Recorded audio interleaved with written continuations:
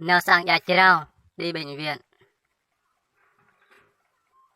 Nào chờ đi chợ. Nào hoa đi rẫy.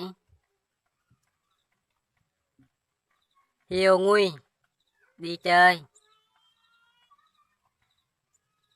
Hiều thông ra đi tán gái. Nào nguy sang cơ dút đi chơi nhà bạn. Nào chọm nuôi ruộng đi thăm người đau. Đi sang Ia Chirao nằm viện. Nào Pleiku đi Gia Lai. Nào Wa Can đi câu cá. Nào sang Hra đi học. Nào Pướp Pô Khắp đi gặp người yêu. Nào chị Rock đi sạc cỏ.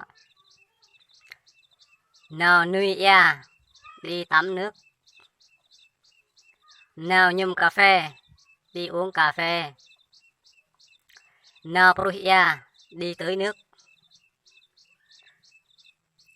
Nào Pẹ Tiêu đi hái tiêu.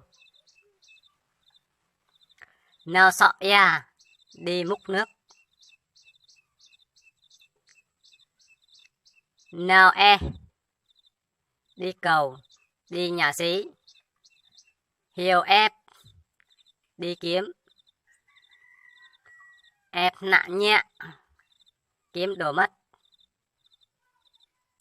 Hiều xem tìm kiếm. Nào cần tê đi đón xe.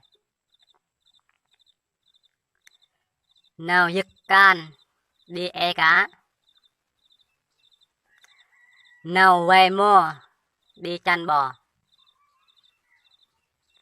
Nào Plê Xây đi mua cơm.